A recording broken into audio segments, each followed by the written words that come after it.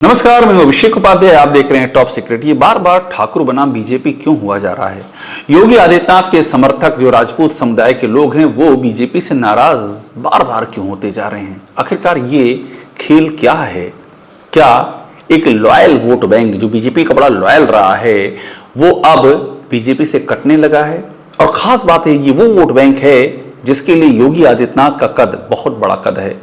जो योगी आदित्यनाथ को भविष्य के पीएम के तौर पर देखता है, ये वही वोट बैंक बार बार एक के बाद दूसरे राज्यों में बीजेपी के खिलाफ होता जा रहा है, अपनी शिकायतों की भरमार लेकर के आ रहा है। ताजा मामला है छत्तीसगढ़ का, छत्तीसगढ़ के रायपुर का। वहां पर वीरेंद्र सिंह तोमर नाम के एक व्यक्ति की गिरफ्तारी हुई है और ये मैं आपको जो तस्वीरें दिखा रहा हूं, इन तस्वीरों में आपको दिखेगा वीरेंद्र सिंह तोमर के हाथ में हथकड़ी है, बीड़ी है और उनका जुलूस निकाला जा रहा है। वीरेंद्र सिंह तोमर के बारे में बता दूं, इन पर आरोप हैं सूदखोरी के, रंगदारी के, अवैध हथियार रखने के। History sheeter Virendra Singh Tomar. और इन्हीं आरोपों में 6 महीने से वीरेंद्र सिंह तोमर, करीब 6 महीने से वीरेंद्र सिंह तोमर की तलाश चल रही थी। 5 से 6 महीने ऐसे करीब हैं। और इसके बाद फाइनली छत्तीसगढ़ की पुलिस ने न सिर्फ पकड़ा वीरेंद्र सिंह तोमर को, बल्कि जुलूस निकाला। और इस जुलूस में चलते चलते वीरेंद्र सिंह तोमर गिर गए, सड़क पर गिर गए। बाकायदा उसका वीडियो है। और उसके बाद पुलिस उनको लाद करके ले गई। सवाल ये उठा कि वीरेंद्र सिंह तोमर को जो गिरफ्तार किया गया है उसमें सूदखोरी, रंगदारी, अवैध हथियार के मामले, लेकिन ये राजपूत बनाम बीजेपी कैसे हो गया? ये ऐसे हो गया कि राजपूत समुदाय में इसका बहुत ही स्ट्रांग रिएक्शन किया। करणी सेना तत्काल वीरेंद्र सिंह तोमर के समर्थन में उतर आई और करणी सेना के राष्ट्रीय अध्यक्ष डॉक्टर राज शेखावत ने बाकायदा आंदोलन करने का ऐलान कर दिया। राजपूत समुदाय में एक बड़े तबके में यह बात भी चलनी शुरू हो गई, खासतौर पर सोशल मीडिया पर जो तबका एक्टिव है उसकी बात कर रहा हूं, कि आखिरकार ये राजपूतों के खिलाफ बीजेपी क्यों पड़ी हुई है। वीरेंद्र सिंह तोमर ने पैसे उधार दिए और उसके बाद अपने पैसे मांगे, इसमें ऐसा क्या गुनाह हो गया कि इस तरह से जुलूस निकाला जा रहा है? वीरेंद्र सिंह तोमर के परिवार ने भी बड़ा एतराज किया। उनकी पत्नी की भी मीडिया बाइट सामने आई, वो भी बाकायदा चीखते हुए दिखी कि मेरे पति के साथ में यह अन्याय किया जा रहा है और ये क्या तरीका होता है, आप जुलूस कैसे निकाल सकते हैं? सवाल ये कि ये सिर्फ बात कहानी छत्तीसगढ़ की नहीं, छत्तीसगढ़ को क्लाइमेक्स है वर्तमान का, कहानी फ्लैशबैक में जाती है और ये कहानी यूपी में इंटर करती है। साल 2017 में योगी आदित्यनाथ को यूपी का सीएम बनाया जाता है और उसके साथ ही यूपी में विश्वनाथ प्रताप सिंह, त्रिभुवन नारायण सिंह, वीर बहादुर सिंह, ये जो ठाकुर समाज से आने वाले, राजपूत समाज से आने वाले सीएम हुए हैं, उसकी कड़ी में एक और नाम जुड़ता है योगी आदित्यनाथ का। हालांकि वे उत्तराखंड से आते हैं लेकिन समाज उनका भी राजपूत समाज है और इसको लेकर के राजपूत समाज का एक तबका बड़ा ही आशान्वित रहता है और बाकायदा योगी आदित्यनाथ को अगले प्रधानमंत्री के तौर पर भी देखता है। लेकिन उसके बाद जो घटनाएं घटती हैं वो नाराजगी बढ़ने लगती है। खासतौर पर 2024 का जब चुनाव आता है तो ये नाराजगी खुल के सामने आती है। ये कहा जाता है कि योगी आदित्यनाथ की सुनी नहीं जा रही है, राजपूतों को बीजेपी उचित प्रतिनिधित्व नहीं दे रही है। गाजियाबाद से जनरल वीके सिंह का टिकट कट जाता है, उससे भी नाराजगी चरम पर आती है और बाकायदा पश्चिमी उत्तर प्रदेश में छत्री महापंचायतें शुरू होती हैं, उसमें बीजेपी को हराने की बात कही जाती है। लोग हैरान तब हो जाते हैं जब प्रशासन इसकी इजाजत देता है। 144 धारा के लगने के बावजूद प्रशासन रोकता नहीं है, छत्री महापंचायतें होती हैं और कई सीट बीजेपी हार जाती है। उदाहरण के लिए मुजफ्फरनगर की सीट का खासतौर पर जिक्र करना होगा, जहां बीजेपी के उम्मीदवार संजीव बालियान हार जाते हैं और वो ठीकरा कहीं ना कहीं से फूटता है।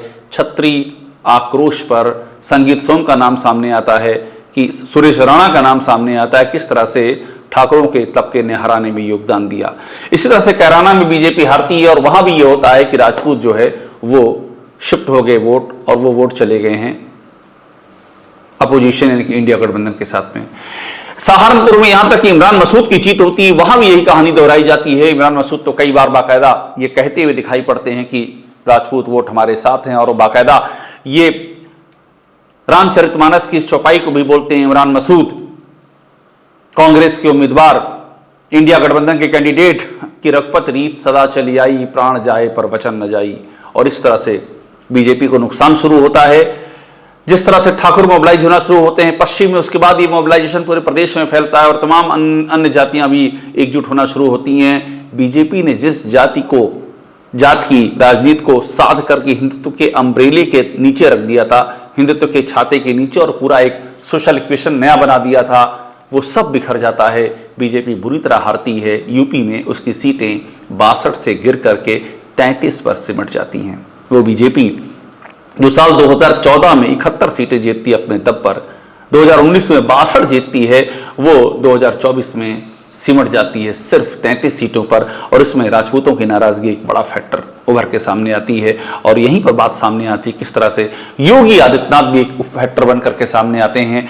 एक और घटनाक्रम होता है, मनोज कुमार सिंह जो योगी आदित्यनाथ के चीफ सेक्रेटरी होते हैं, योगी आदित्यनाथ के बेहद करीबी अधिकारी, वो भी राजपूत समाज से आते हैं। उनका एक्सटेंशन नहीं हो पाता है। योगी आदित्यनाथ बाकायदा चिट्ठी लिखते हैं केंद्र को, इसके बाद भी एक्सटेंशन नहीं दिया जाता है। इससे भी राजपूत समाज के तबके में नाराजगी पैदा होती है और उनको लगता है कि राजपूत समाज से आने वाले नेताओं का, अधिकारियों का, उनको इस सरकार में कोई वक़्त नहीं दी जा रही है और योगी आदित्यनाथ के ऊपर दिल्ली शासन कर रही है, इसलिए नाराजगी और आगे परवान चढ़ती है। इस बीच में यूपी में कुटुंब की बैठकें शुरू हो जाती हैं। कुटुंब यानी कि छत्री विधायकों का संगठन, और बाकायदा इस बैठकों की तस्वीरें आती हैं। इससे और ज्यादा लोगों का ध्यान पनपता है कि ये क्या हो रहा है यूपी में। इसके साथ ही जब छत्री सभा होती है तो फिर कुर्मी विधायक भी इकट्ठा होते हैं, लोध विधायक जुटते हैं और एक तरह का चक्र शुरू हो जाता है। ब्राह्मणों की भी अपनी राजनीति शुरू हो जाती है, दूसरी जातियां भी गोलबंद होने लगती हैं और जगह जगह कहीं छत्री बनाम राजभर शुरू हो जाता है। आगरा, बनारस में जो छितौना गांव है वहां पर छत्री बनाम राजभर होता है, आगरा में छत्री बनाम दलित होता है, इटावा में ब्राह्मण बनाम यादव होता है। पूरा एक तरह का जाति विशृंखलन शुरू हो जाता है। जिस तरह से करणी सेना खुल करके प्रदर्शन करती है आगरा से लेकर के प्रयागराज और बनारस तक, उससे ये समझ में आता है कि करणी सेना को एक तरह से यह आरोप लगते हैं कि छूट मिली हुई है और कोई रोकने वाला नहीं है। योगी आदित्यनाथ पे आरोप लगते हैं कि वो ठाकुरों की सरकार चला रहे हैं, चूंकि मैक्सिमम इंपॉर्टेंट पदों पर यह आरोप लगता है कि ठाकुर ही बैठे हुए हैं। अखिलेश यादव आरोप लगाते हैं कि थाने दर थाने आप देख लीजिए एक ही जात के लोग बैठे हुए हैं।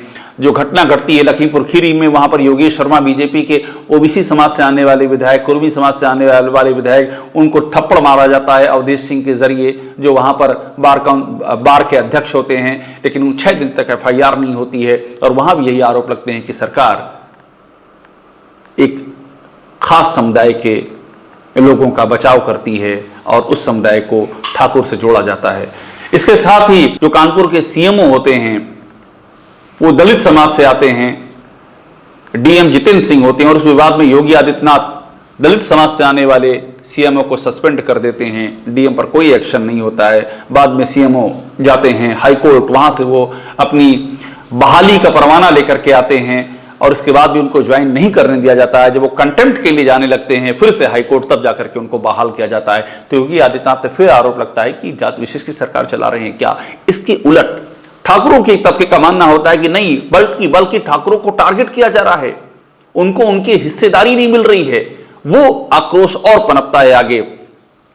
कहानी यूपी से निकलती है, दिल्ली में आती है। दिल्ली में कॉन्स्टिट्यूशन क्लब का चुनाव होता है और उस चुनाव में एक और उम्मीदवार होते हैं राजीव प्रताप सिंह रूडी और दूसरी ओर संजीव बालियान। वहां भी कहानी शुरू होती है कि ये एक बार फिर से शुरू हो गया है राजपूत बनाम जाट। राजपूतों को लगता है कि राजपूतों के एक तबके को लगता है कि दिल्ली का जो नेतृत्व है वो संजीव बालियान का साथ दे रहा है और राजीव प्रताप सिंह रूडी राजपूत समाज से आते हैं, उनको किनारे किया जा रहा है। बाद में जब रिजल्ट आता है, राजीव प्रताप सिंह रूडी जीत जाते हैं। एक तबका बताता है कि ये तो राजपूतों की जीत है और राजपूतों ने अपना हक अपनी एकजुटता से हासिल कर लिया। और ये कहा जाता है, खूब इस बात की चर्चाएं होती हैं कि ये तो योगी बनाम केंद्र की लड़ाई थी। योगी का समर्थन राजीव प्रताप सिंह रूडी के साथ था, केंद्र का समर्थन था संजीव बालियान के साथ में, और आखिरकार योगी के समर्थन ने केंद्र के समर्थन को हरा दिया। बिहार में भी ये सवाल उठते हैं कि छत्री वहां भी नाराज हैं और बीजेपी को इससे पर चिंता होती है, क्योंकि एक और राजीव प्रताप सिंह रूडी की नाराजगी की बात सामने आती है कॉन्स्टिट्यूशन क्लब के चुनाव के दौरान। हालांकि रूडी ऐसा खुल के कुछ कहते नहीं, मगर ऐसा कहा जाता है उनके बारे में। दूसरी ओर RK सिंह बीजेपी के पूर्व मंत्री, वो भी अपनी नाराजगी जताते हैं। बीजेपी को लगता है कि ऐसा ना हो कि नुकसान हो बिहार में, तो ऐसे में बिहार में राजपूतों को 37 सीटें, सबसे अधिक सीटें इस बिहार के चुनाव में राजपूतों को दी जाती हैं। कोयरी और कुशवाहा समाज से आने वाले जो कैंडिडेट्स हैं उनको सिर्फ 23 सीटें मिलती हैं, जबकि बिहार में जो जातिगत सर्वे हुआ था वहां राजपूत 3.45% यानी कि 4% से भी कम थे, जबकि कोयरी और कुशवाहा 4.21% थे। इसके बाद भी राजपूतों को 37 सीटें दी जाती हैं। तो कुल मिलाकर के ये क्या बीजेपी बनाम राजपूत एक के बाद दूसरे राज्यों में फैलता जा रहा है। और ये जितने भी नाराज हैं ये योगी को सबसे आगे रख रहे हैं। ये पूरा तबका, योगी उनके लिए पीएम कैंडिडेट हैं, भविष्य के नेता हैं, आन बान शान है उनकी, और उनको लग रहा है कि योगी को बीजेपी टारगेट कर रही है, राजपूतों को बीजेपी परेशान कर रही है। जो बीजेपी शासित राज्य हैं वही राजपूत निशाने पर क्यों हैं, सवाल ये भी उठाया जा रहा है। और ये पूरा सवाल बीजेपी के लिए एक बड़ी परेशानी का सबब बना हुआ है। टॉप सीक्रेट को देखते रहिए, लाइक कीजिए, सब्सक्राइब जरूर कीजिएगा।